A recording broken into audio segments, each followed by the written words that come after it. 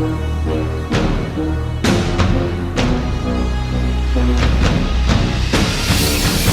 a crisp fall dawn in Bellevue, Iowa, October 8, 2022.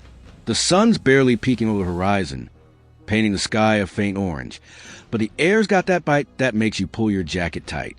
Out on Highway 52, the Mississippi Ridge Kennels sits quiet, a little dog boarding spot nestled in what locals call the wilderness, miles of thick woods stretching out like a green sea.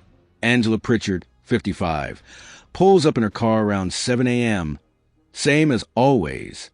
She's got a warm smile, a love for her pups, and a routine she's stuck to for years, feeding, walking, keeping the place humming.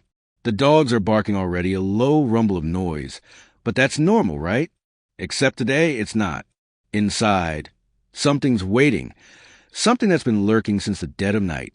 The kennel's got a combo lock on the front door, and only a few people know the code. Angela steps in, flips on the lights, and freezes. There he is, Chris Prichard, her estranged husband, 56, standing there in the dim glow, shotgun in his hands. His eyes are cold, his face set like stone, and the air's thick with silence that screams danger.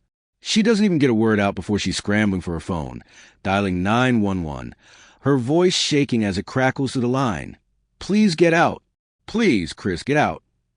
The dogs are losing it now, barking like mad, their howls bouncing off the walls. And then, boom, a shotgun blast rips through chaos. The phone catches it all, her scream, cut short, the thud of her body hitting the floor, blood pooling fast across the concrete. One shot, point blank to the chest, and Angela's gone, her life snuffed out in a heartbeat, the dog still yowling as the line goes dead. Chris doesn't flinch. He steps over her, grabs her keys, her credit cards, her wallet, like it's all part of the plan.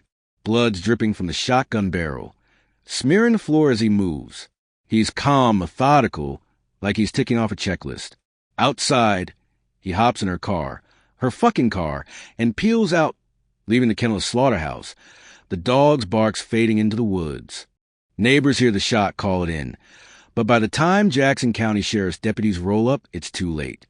Angela's sprawled there, chest blown open, eyes wide in a frozen stare, blood soaking her jacket, the floor, everything. It's a scene straight out of a nightmare, guts and gore in a place meant for wagging tails and happy barks. And Chris? He's gone, vanished into the wilderness he knows like the back of his hand. A ghost with a gun and a grudge. That's the kickoff, man, the brutal, bloody start to a story that's got Bellevue reeling and cops scrambling. One woman dead, a family shattered, and a killer on the loose. How'd it come to this? Who the hell is Chris Prichard? And what turned him into this monster? Let's rewind and dig into the guy behind the trigger. So, who's this guy? Christopher Eugene Prichard, born around 1966. Exact date's fuzzy, 'cause he's not exactly spilling his life story. Picture him as a kid in Bellevue, Iowa, a small town hugging the Mississippi River, all farmland and tight-knit vibes. He's a local boy, growing up in a place where everybody knows your name, but the details are thin. Parents?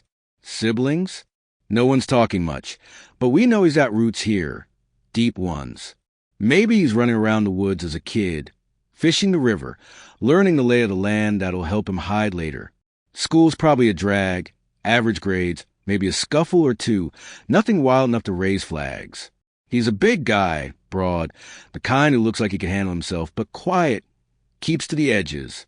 Fast forward to his 20s, 80s rolling in. He's working odd job, construction, maybe electrical stuff, 'cause he's handy like that. Meets Angela somewhere along the way, maybe at a bar, a church picnic. Who knows? She's got this warmth, a laugh that lights up her room, and they hit it off. They're married by the 90s, settling into a life that looks solid from the outside. House in Bellevue, kids coming along, a dog or two. Angela's the heart of it, building her kennel biz, turning her love for animals into something real. Chris? He's a steady one, or so it seems, working, fixing stuff, keeping the lights on. But there's cracks, man, little fissures nobody sees, till they split wide open. By the 2000s, he's in his 40s, and shit's shifting. Kids are growing up, 2 daughters, from what folks say, and the marriage starts creaking. Angela's sister, Wendy Buddy, Later tells CBS News he's got a temper, a mean streak that's been simmering. Maybe he's drinking more, yelling more, hands getting too rough. Angela's tough, though. She's not one to just take it. April 2022, she's had enough. Files a no-contact order. Says he's harassing her, stalking her, threatening to kill her. She moves out, sets up in a trailer near the kennels, trying to breathe free. He's pissed, violates the order over and over, texting her, showing up, pushing her limits. Cops warn him, but it's like slapping a mosquito. He keeps buzzing back. September 2022, it's war. She gets another restraining order. September 1st, after he's blowing up her phone, stalking her at work. She's scared, sticky notes all over her trailer spelling out her fears. Chris is gonna kill me. Calls the cops 13 times between early September and the 23rd, begging for help.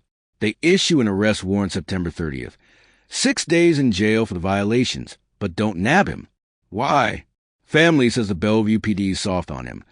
Claims he's buddies with the cops, doing electrical jobs on the cheap. No proof sticks, but the warrant sits, and he's still out there, free, plotting. October 7th, he's ready, sneaks into a barn a few miles from the kennels, treks through the woods at night, slips into her business with that combo he knows too well. He's waiting, shotgun loaded, a predator in the dark. What flipped him? Rejection, man. Angela leaving gutted him, his control, his world, slipping away. He's not some mastermind. He's a guy who can't let go, who'd rather destroy than lose. That's the Chris Prichard who walks into the kennels, a husband-turned-hunter, a nobody-turned-killer. Let's zoom in on that morning, 'cause this is where it gets real ugly. October 7th, night's falling, and Chris is on the move. He's got a shotgun, 12-gauge pump action, the kind that'll blow a hole through anything. Slips into a barn owned by some acquaintance. Hides out till it's pitch black. Around 2 a.m., the kennel surveillance cam picks up the dogs barking, low at first, then frantic. That's him, creeping in, punching the code, settling into the shadows. He knows Angela's routine, 7 a.m. sharp. She's there. He waits. 5 hours, shotgun across his lap, mind racing, heart cold. She rolls up, unlocks the door, steps in. Lights flicker on, and there he is, standing by the kennels. Gun up. She's got no time to think. Drops her bag. Fumbles for her phone. Hits 911. Please get out, she yells, voice cracking. Dogs going nuts. He's silent. Steps closer, barrel steady.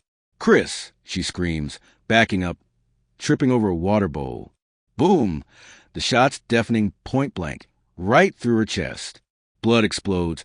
Ribs shatter. Lungs collapse. A red mist sprays the walls. She's down, gasping, blood gurgling her throat, soaking her shirt, the floor, pooling under her like a dark lake. The dogs are howling, claw at their cages, but he's unfazed, steps over her, grabs her keys, her wallet, her cards. Her phone still on, 911 catching her last breath, then silence. He's out, into her car, driving off like it's nothing. Leaves her there, chest a gaping hole, eyes staring at the ceiling, blood still spreading. Cops find her an hour later, 8 a.m. after a neighbor's call. Scene's a mess, blood, fur, paw prints in the red. Autopsy later says it's one shot, clean through, no chance.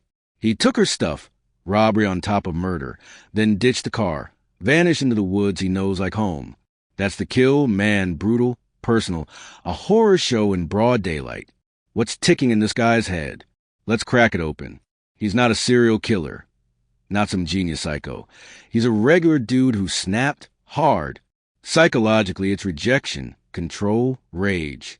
Angela leaving wasn't just a breakup. It was a gut punch to his whole identity. Wendy says he knew her well, knew her fears, her spots, her life. That's power, and he couldn't let it go. Profilers call him a domestic abuser turned lethal, escalating from threats to fists to a fucking shotgun. No fancy disorders here, just a guy who'd rather kill than be left. He's organized, though. Plans a barn hideout, the night trek, the wait. That's not impulse, that's intent. The robbery? Greed or cover? Maybe both. Takes her stuff to slow the cops by time. No remorse either. 16 hours on a run. No tears, just survival. CBS News says he tells cops later it was an accident. Claims he was there to hunt coyotes. Bullshit. Bullet trajectory. Says he aimed, fired, killed. He's lying to himself. Maybe, but not to us. Why Angela? She was his wife, his world. And when she walked, he had to take her back, dead or alive. That's the sick twist. A love turned hate. A man turned monster. He's loose for 16 hours, cops, drones, dogs, planes, all hunting him in that wilderness. October 9th, 1 a.m., they nabbed him at a rural Bellevue house, hiding, sweaty, her blood still on him. Charged with first-degree murder, robbery, locked up in Jackson County Jail. Trials February 2024. 8 days, jury's out 2 hours. Guilty, no doubt, forensic evidence.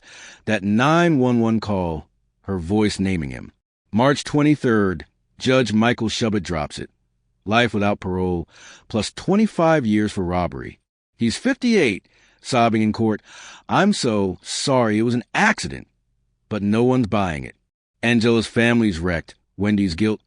What if I'd gone with her? Suing the cops for not acting sooner. Appeal pending. He's at Iowa State Penitentiary now. Max security. A ghost in a cell. Bellevue's got a scar. Angela's kennel's quiet. Her dog's rehomed. Chris Prichard? He's done. A name tied to terror. A warning in the wind. Could he kill again?